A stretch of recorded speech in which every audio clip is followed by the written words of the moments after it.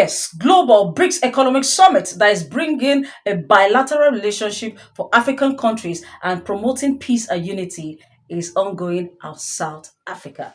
Hello, beautiful people. You're specially welcome back to my channel. If this is your first time coming across my channel or seeing my face for the very first time, you're super welcome. I remain your humble sister from another mother. My name still remains Her Excellency of the Federal Republic of my Kingdom, Tahila the Great. I told you the biggest global BRICS economic summit that is cutting the attention of all the media houses, where the president of South Africa, Cyril Ramaphosa, is holding. Now I'm going to be playing for you in this video the opening event of that program, where we saw the minister addressing the people, and then after the minister is going to usher in Mr.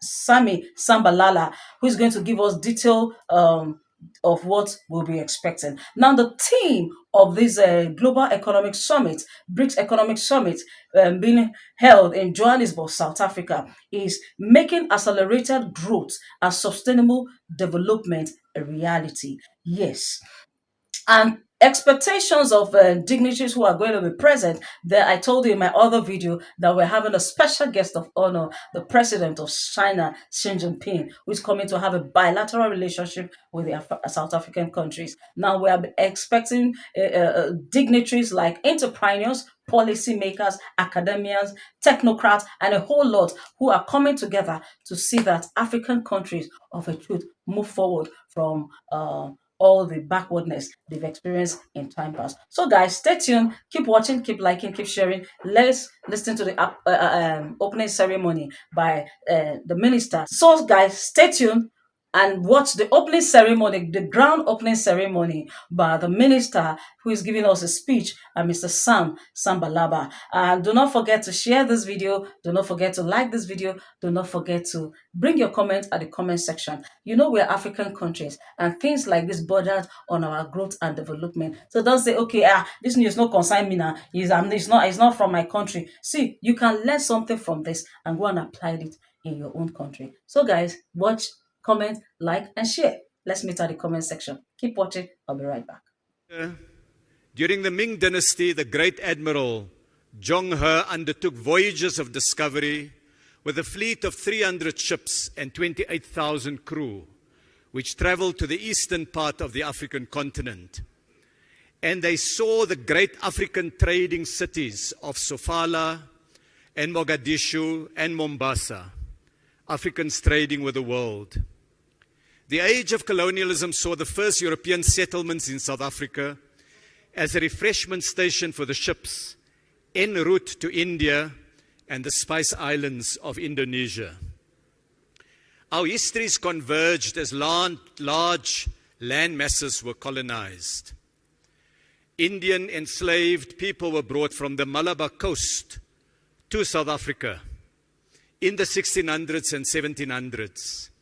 And later in the mid-1800s, large numbers of Indian indentured laborers were brought to develop South Africa's sugar industry, leaving a permanent mark in our demographic mix.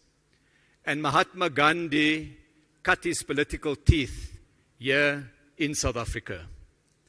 The age of colonialism saw too the start of the industrial scale transatlantic slave trade, taking captured Africans across the waters in crammed ships.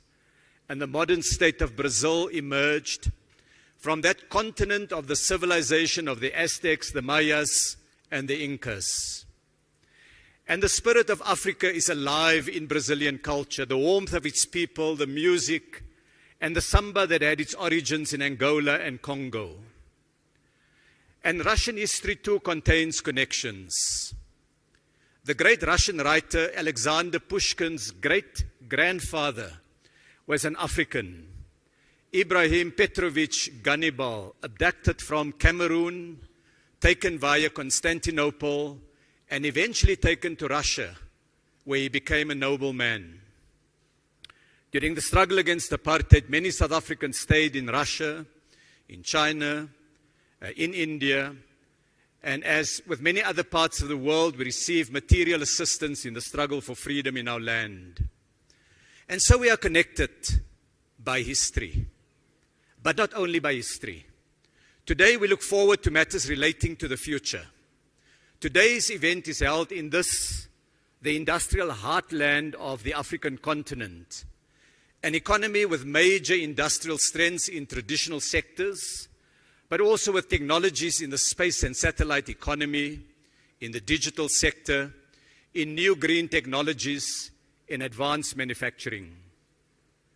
Ladies, gentlemen, friends, a major industrial exhibition is being held nearby at Gallagher Estate, showcasing products from more than 240 firms, with 20 other African countries participating, together with the 5 Brics partners. I urge those who have not been there, visit it.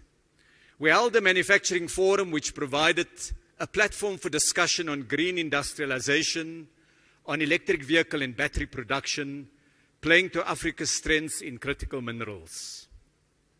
Excellencies, today the business community spent the full morning in deep discussion about investment, about trade, and about technical cooperation. It is my pleasure, therefore, to invite Mr. Sim Shabalala, the CEO of the Standard Bank Group of South Africa, to summarize the main outcomes and give his reflections. And I invite Sim to take the podium. Please, you have the floor.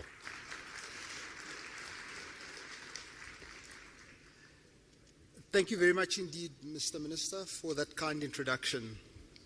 Your Excellencies, ladies and gentlemen, it's a tremendous privilege to present this high-level feedback on the Brics Business Forum 2023.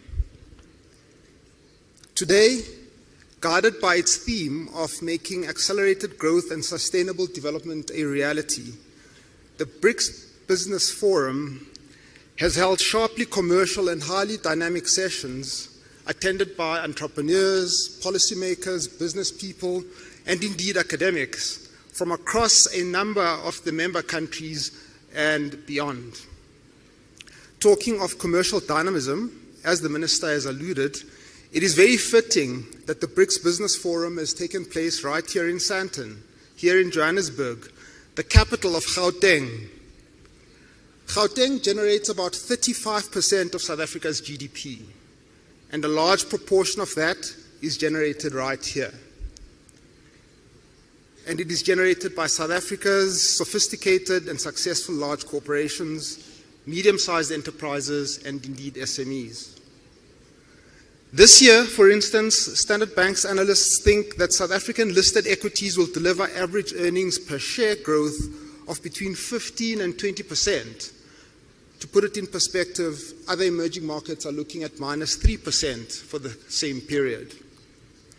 And talking of South African corporations, relationships, travel, history, and trade, in the words of Minister Patel, I had the good fortune, ladies and gentlemen, and great honor of speaking this morning on a panel with Chairman Chin of the State Grid Corporation of China, as well as Mr. Ricardo Santon, President of the Brazilian Association of Animal Protein. They spoke about climate change and renewables. Words cannot describe the profundity of that moment. As it happens, it was a South African bank, my employer, the Standard Bank Group, which was the sole financial advisor to the State Grid Corporation of China in its 1.8 billion rand acquisition of 100% ownership of 7 power transmission companies in Brazil in 2010. I mention this, admittedly, because it illustrates that South African corporate expertise and connections are an important part of making Brics into an ongoing commercial reality. South Africa certainly has its fair share of challenges, and I would rate unemployment and inequality as the deepest and worst of these. The wealth of Sandton is within easy walking distance of the deep poverty of Alexander, a painful contrast that can be found in all of the Brics countries, but one that is also highly conducive to innovation in the service of inclusion. For instance, to South African ears, the Brazilian financial services innovations that we heard about today sounded all too familiar. So there are serious challenges here in South Africa, but we also have immense strengths and competitive advantages. As well as the corporations that I've mentioned, these strengths include our strong rule of law, which guarantees that contracts will be observed and that commercial disputes will be settled fairly. They include our freely floating currency, open capital account, extremely skillful and credible central bank, and deep and liquid capital markets. These guarantee that returns on investment are and will remain quickly accessible in the currency of the investor's choice. More competitive advantages arise from what a Chinese panelist called South Africa's celebrity products, Mr. President, which include rooibos tea, wine, and unique tourist experiences.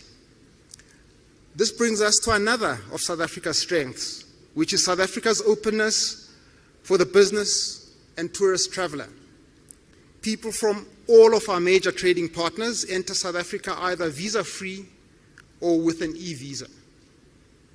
Further, liberalization of travel and greater encouragement of air links between the Brics countries and our major trading partners is certainly warranted.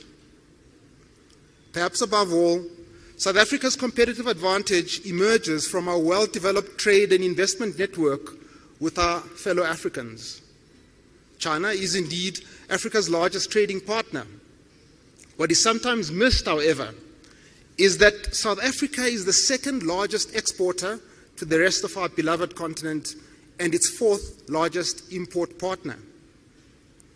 Of course, investors from the Brics and worldwide do very much want to buy into Africa, given our continent's uniquely favorable demographics, immense natural resources, potential for low-cost industrialization, and increasing market integration under the Africa Continental Free Trade Area. For all these reasons, according to the IMF forecasts and on current trends, it is likely that sub-Saharan Africa will be the fastest growing region of the world by 2030. Standard Bank's analysts foresee that intra-Africa trade could double under the AFCFTA and that there would be a $3.4 trillion investment opportunity in Africa infrastructure emerging from this rapid growth. The bottom line is simple. If investors from Brics and worldwide want to buy into Africa's enormous growth potential, the place to start is right here, in the square mile of Sandton.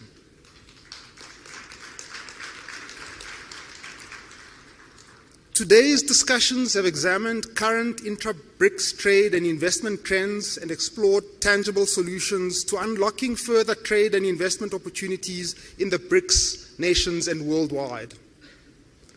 Given that the Brics nations are agricultural powerhouses, agricultural production and trade were discussed in detail, with many useful comparisons, contrasts, and cross-learnings emerging. Participants were firmly of the view that much room exists for improvement across the Brics nations regarding agricultural trade and market access. The same is true of Africa in general. Given the investments and the right policy environment, Africa can become the breadbasket of the world during this century, what Mr. Motsepe called the African century. Another important topic was the just transition. A participant argued, a just transition refers to shifting towards a sustainable and inclusive economy characterized by both social equity and environmental sustainability. Renewable energy is an enormous opportunity for public sector collaboration and private sector investment and trade right across the Brics and beyond. The theme of entrepreneurship featured strongly. A vibrant SME sector is often the most efficient way to create jobs. And some SMEs become unicorns and even mighty multinationals such as BYD and Tencent of China. Of course, for this to happen, countries need favorable business environments, strong education systems, and the appropriate financing institutions. Participants further argued that opening up market access to entrepreneurs across all BRICS presents an exciting opportunity to foster trade and job creation. And this again highlights the value of strong travel links and appropriate visa regimes. Within the general theme of entrepreneurship, there was much discussion of the role of fintechs, an area in which BRICS countries have already established a great deal of expertise and success. On finance for SMEs, participants pointed out correctly that startups are particularly vulnerable to sudden and sharp increases in interest rates. One of the roles for DFIs, therefore, is to provide concessional and patient capital for promising SMEs. Two essential preconditions for a financial system that is able to support both micro enterprises and lower income households are the democratization of data and universal access to a stable and credible form of identification. India has led the developing world on both access to data and ID, as has Brazil. In Africa, Kenya's rapid and sustained growth has also been powered by a significant pioneering use of mobile phone to create universal access to finance. The forum discussed the international payment system in some detail. From an African point of view, a highlight of this conversation was the discussion of the Pan-African payment system, which has immense potential to stimulate trade and growth by increasing the spend and certainty and reducing the costs of cross-border payments in Africa. Participants also debated the question of whether a BRICS currency is possible or even desirable, with strong views expressed both for and against, with little consensus being reached. Seen from a banker's perspective, the debate would probably progress more fruitfully if the discourse maintained a sharper conceptual distinction between international payments on the one hand and reserve currencies on the other. For example, and as the example of the PAPS illustrates, under certain circumstances it may be possible to simplify international trade and the attendant payments using a collection of domestic currencies without any reference to any international reserve currency. It's also important to be realistic about the necessary characteristics of an international reserve currency. These include being a currency issued by a central bank with very high credibility in the implementation of monetary policy, being the currency of a state or supranational entity with an equally strong track record of fiscal policy and meeting its debts, being freely available in large quantities in many jurisdictions, and full convertibility at all times. This set of characteristics cannot be quickly wished or agreed into existence, but can only emerge over a multiple of years as a track record of impeccable credibility and very wide use is built up. Finally, the forum also heard of the pleasing progress that is being made in institutional development, setting up sector-specific work streams which allow for concentration and focus on areas of common interest in infrastructure, manufacturing, energy, and financial services. In conclusion, today's discussions have been a very useful step in further unlocking the immense potential for trade and investment amongst the BRICS member countries. Thank you ever so much for your attention.